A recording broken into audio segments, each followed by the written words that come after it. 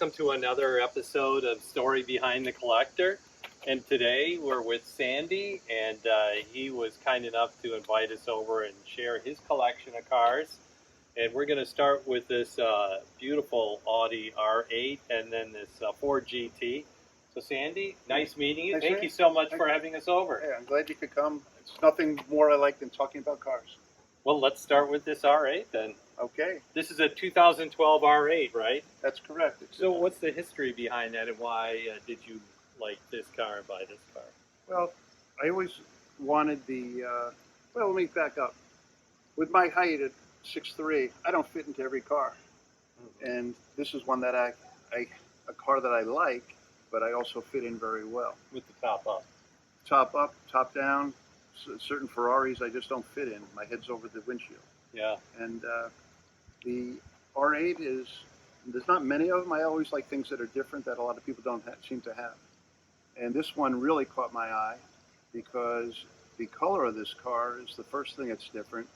It's a very rare color because only 5 of them were made in this color. As a matter of fact, I can show you a little bit later the build sheet on it, where the color doesn't even show the color. It just says special color. Now, did you special order this, or?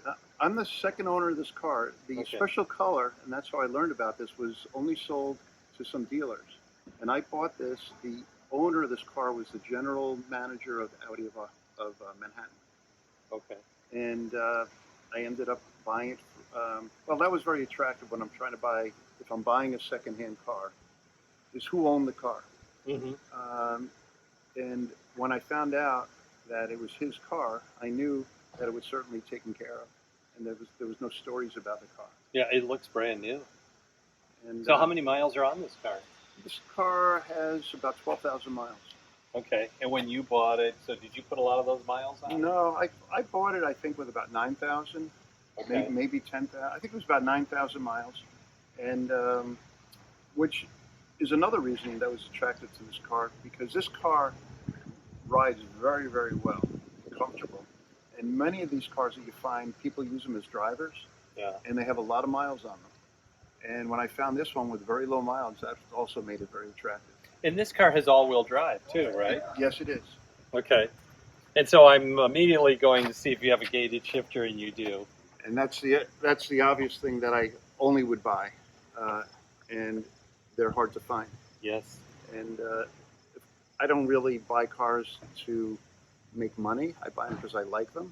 Mm-hmm. Although the ones with the gate shifters have gone up in value quite a bit more than the automatics. Yeah. And I notice you have some carbon fiber accents on the car as well. Yeah, the mirrors, these are accents that I think just add. Yeah. So it doesn't make the car better, but it certainly makes it look better. Yeah. Everything on this is all original. Everything is factory. What you see. Even the gauges, that's an option, white gauges. And at night, they turn gray. Nice. The standard is black. That's pretty cool. And then you have a pop-up display there, too, it looks like? Or does that stay down like that, or does that actually pop up? It does pop up if you're putting in your navigation on it. But the navigation of 2012 is kind of old school already. Yeah, exactly. But this has the V10 engine in it, which I was only looking for the V10 on this car. And I love this color because it's deep. It's got that pearlescence. Yeah, the color is called Suzuka Gray Metallic. Okay. Which was not a color then. It was a special color that they made for a few of these. But then a couple of years later, I've seen that color from Audi actually become a standard color. Not only on R8s, but on some of their other cars. Okay. And I like this red piping here. Do you know if that was an option at the time? That was an option, the red stitching. Okay. Yeah. You notice all the details. Yeah, it's a gorgeous car. And then with the top up, you have a black top. It's a black top, and what's unique about Audi with their black top, or their top, is the fact that they're triple insulated. So they're acoustically perfect when it's the same as being in a hardtop car, believe it or not, compared to some older cars that have a rag top. And it's completely quiet. And wow. You don't get to see a lot of the engine with this hood up. No, on the Spider, on the coupe, that's why some people like the coupe, because you see the whole... It's glassed in. Glassed in. However, personal taste, I like the Spider, because you see the back. To me, it looks like a a jet, Air Force jet. Yeah, well, because of these scoops here and in the Exactly. center. Yeah. Oh, it's a beautiful profile standing back This here. car looks better from the back than from the front. Oh, yeah, you know, you might have a point there, Sandy. I think you're probably right, yeah. And then what's this right here? This is a spoiler, and it comes up automatically at 63 miles an hour, but I can put it up manually for you. Okay, so you yeah, can let's see see what what it that looks like. I really like the exhaust outlets, the way they come out the back and they're integrated into the bumper. Oh, look at it's hydraulic.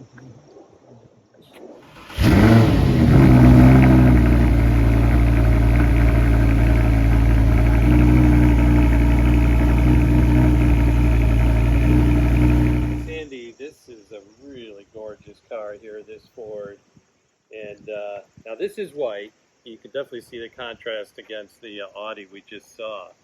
What's the story behind this car? Well, this is called Centennial White, Okay.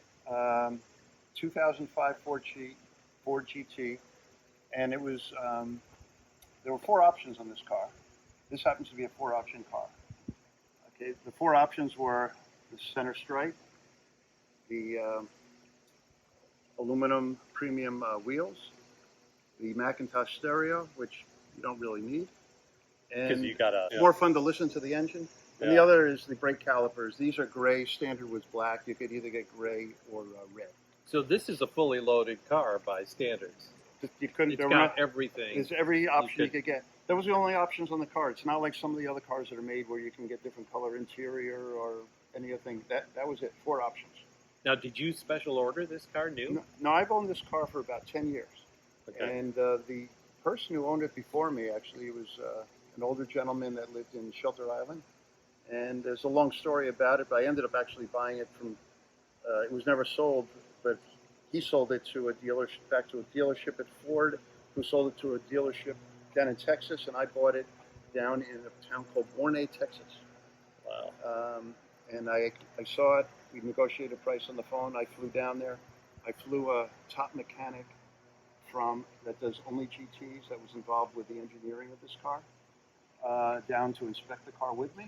Mm-hmm. And then I sent it back up to his place in Michigan, in Detroit, and then we brought it back here. He just went over a couple of things on the car for me and put it back into top shape. Okay, great. Well, it's beautiful. How many miles are on this car? This car has 4,000 miles. In terms of the drivability, it's actually smooth. Okay. It's a very docile driving car. If you want to drive it and hit it hard to hear the supercharger, it sounds like a jet taking off. But otherwise, if you drive it, you can have regular conversation with the windows up, and it's very the conversation. How much horsepower is behind this? It's front a seat? 5.4 liter engine V8 with 550 horsepower, which in 2005 was a lot of horsepower. Yeah. You know, today you got some of these Hemis 800 horsepower, but actually this car is probably still faster than those cars. And or so, certainly on the curves takes them a lot better. Yeah, I mean, isn't for all intents and purposes this is a race car, right? Well, Ford built this car as a tribute car to the original GT40 in 1966 when they raced in Le Mans. This car was built to be a road car, tribute car to be used. You can take it on the track, but it was designed because it has comfort creatures as a road car would have. It has air conditioning. It has a Macintosh stereo. Okay. So most race cars aren't going to have a Macintosh stereo, right? Right. So, you know, from that standpoint, it's very comfortable. Now, the new GT that they came out with, I believe in 2017, that is really built as a track car. The seats, there's no center console. The seats are right next to each other, so we'd be sitting like this in that car. The seats don't move or recline. Only the pedals move. So that was built as a track car. This is built to be used on the road. You know, you talk about Ferraris. Maintenance on this is is not a big deal. There's a clip right on that side. I see it. Put that in. Hydraulics will hold it up. Oh my gosh, is that clean? One of the problems was this reservoir here, and I can show you the original one. Actually, I have it inside the garage. And when the oil, there's a drain plug on the bottom, and this is all aluminum. And then when you reach up, because it's high up when you have it on a lift, you have to keep your ratchet straight so that you don't go sideways into the aluminum. So what happens is people reach up and they go on an angle. And that's the first thing the mechanic looked at. He said he knew he would see that. Mm. You see a big dent in the aluminum, and eventually that could crack. Okay. So we actually replaced it with a brand new one. How is finding parts for a car like this? Well, Ford's it's not necessarily hard, but that was the first thing when we wanted to replace this. The car wasn't registered yet, so I wanted to get the part. Ford tracks every part of when you're buying this car. At first, they wouldn't let us buy one because it wasn't registered. And then finally, the mechanic, whatever, he got them to release it to do it. So even when I'm buying, I think I was buying new hydraulics for this a couple of years ago because they wear out. It took a couple extra days because I had to send them my just the Ford dealership. I bought them online from a dealership out in California. I had to send them my registration, a proof of ownership, all this to buy those that they had to because they didn't have them in stock. They had to get them from the Ford warehouse to release it, and that's what they require.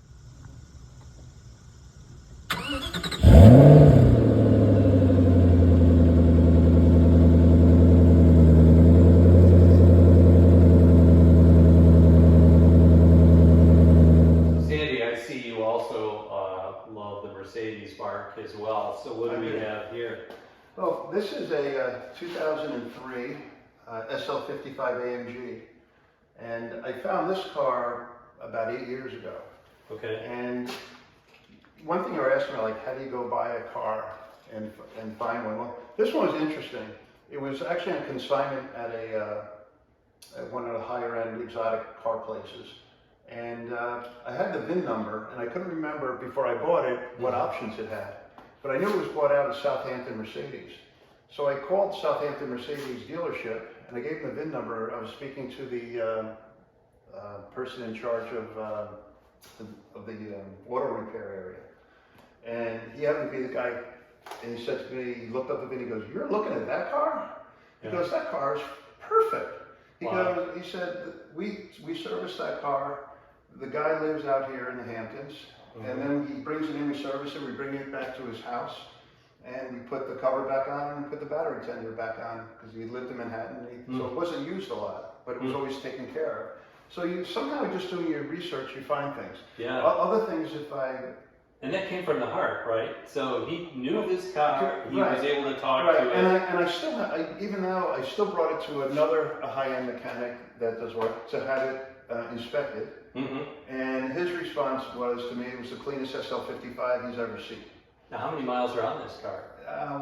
About 17,000 miles, which is very rare for this type of car. Most people who have these cars, they were drivers. Yeah. And they have a lot of miles, and that was very attractive to the car. An interesting article written about this car, that there's no tire that's safe for this car. And you're saying, like, how can that be? Well, in the US, this car has a governor on it for 155 miles an hour. However, in Europe, it doesn't. This car was tested going, I think, about 212 miles an hour stock. Wow. It's 492 horsepower. It's a luxury, powerful car. And the reason why they said there was no tire that was safe, this car is very heavy. And there's no tire with the weight of this car, the weight ratio of this car to the speed that can actually go, that they said the safest that I would ever go that fast was 190 miles an hour. So there's no tire that's actually made for the ratio. So over 190, you risk a blowout then? I would say so. But who wants to test it? But it was just an interesting article how it was written. It's kind of unique that no tire. And this is a rear-wheel drive car. It's not four-wheel drive. No, and you have the AMG option. And this one has the V8 then? It's a V8, correct. 492 horsepower. Is it naturally aspirated? Yes. Okay. So people ask me about the car, which cars do you like driving? They're all different. Yeah. They drive differently. This one is luxury and power. Now, what do you have? Do you have an automatic in this car? This car is an automatic. Right, and then you have a 560 SL up here. This is a 1988 560 SL. And originally I was looking for an 89 because that was the last model year of the Pagoda style car, and they changed the whole style in 1990. However, what attracted me to this car, I found this privately at a house out in the Hamptons. Okay. And it had low mileage, but more mileage than some of the other ones that I saw. I think I bought it with about I bought this in 1993, so it was 5 years old, and it had, if I recall, about 25,000 miles on the car, which you could find many of them be 12 to 15,000. Yeah. What was Because a lot of these weren't daily drivers. Yeah, they were weekend cars, Yeah. type thing. But you asked me a question about other things of looking at when you're buying a car privately. Mm-hmm. One thing I look at is that I went to the guy's house and I look at how they keep their house. Yeah. How things are, everything is like pristine and whatever, and that just gives me a vibe of how they take care of their cars. Mm-hmm. And I haven't been wrong yet. Well, I noticed, and I don't know if a lot of our viewers noticed this, but you have this car sitting above this car with the top down. Oh, you do have a shield there. Yeah, I have drip pans. But the drip pan's probably dry, right? I would imagine. They are dry. There's no way around it. Yeah. No, but rather safe than sorry. Yeah, exactly. You know, on it. Now so we're talking about why did I buy the 88 when I was looking for an 89? And the reason why is when I found this car, I was by myself, and my wife wasn't like the internet today where I can just send her a picture. Mm-hmm. But the color is very rare. It's called blue-green metallic. And she wanted a white one. But I saw this color, it was very rare, and I never saw one like it. And I really loved it, so I took a picture of it, had to come back home, had to go to the drugstore, get it developed, show her the picture, yeah. And then she liked it, and we went out there the next day, and we saw it, and we ended up buying it. And that's the reason, was because of the color. So Sandy, what's your history with Corvettes? Do you always like them since being a kid, or how did you get into Corvettes? I've always liked Corvettes. I mean, yeah. Most American kids like them. I will tell you the Corvettes, dollar for dollar, it's the best bang for your buck. Mm-hmm. And the what you get, the amount of power, driving experience, versus the cost. Yeah. And this is a 2013 then? This is a 2013. It's a Grand Sport, but it's the 60th anniversary edition. Okay. Which the interior only came one way on this car, but you can see it has a lot of the badges for the 60th anniversary. Down below, you'll see it on the seats, you'll see it on the steering wheel. Is it blue, the interior? Yeah. Yes. Okay. Mm-hmm. It's hard to tell with the light a little bit. Yeah. Okay. So you get the badging. Does it increase the horsepower as well, the Grand Sport? It does. Not only the horsepower, but also the design of the car. The car is wider, you can see here where it comes out. Because you have wider tires? Mm-hmm. The standard Corvette would be flat against here. Okay. Boy, they do that so subtly, it's not something you immediately notice. No, but this has a 6-speed manual. Okay. Now the new Corvettes that come out now, you can't even get a manual anymore. Even Corvettes, the Chevys have gone to all automatics. And this is naturally aspirated. It is. How much horsepower is this? This has 420 horsepower. Okay. And did you buy this new then, or did you buy this used? I bought this new. Oh, you did? Okay, And, so you special ordered it? No, it was actually this is a C6. And this was the end of the model year. They weren't even making any more of them. Okay. And there were 2 of them on a lot in Corvette down in Atlantic City, who's the biggest Corvette dealer in North America. And they're owned by somebody else now.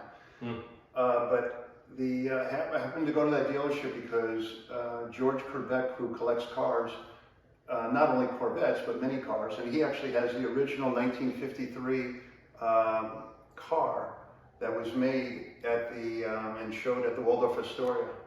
And he owns that car. It's a very valuable car.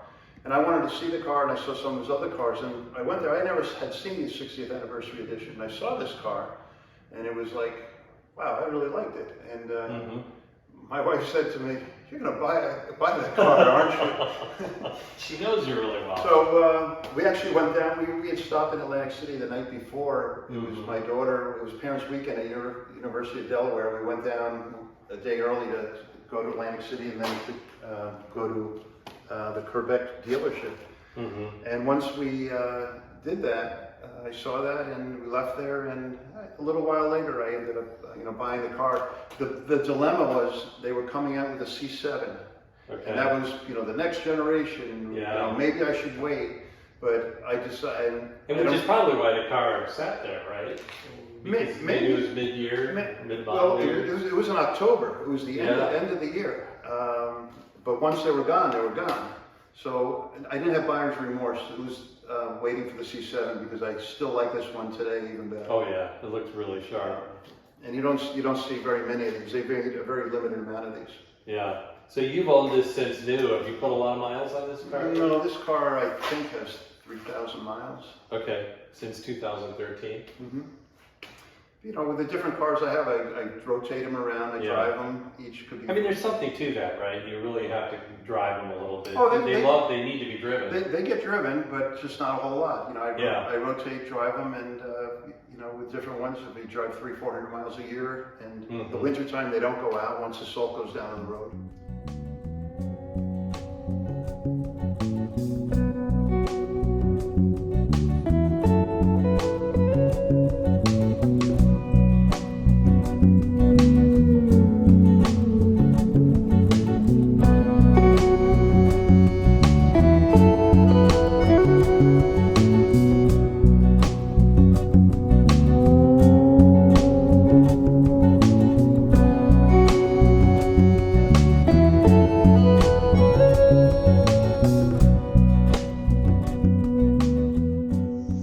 This has been a very enjoyable afternoon. I always love talking about cars with a collector and a car guy. And you've got a really nice collection. It shows that you really did your research with each car, both before and after you bought it. Yeah, no, thank you. Come anytime. I love speaking about them, showing them, and if you like, we can take a ride on one of them. Well, I think that's a great idea. Let's do that. Thank you very much.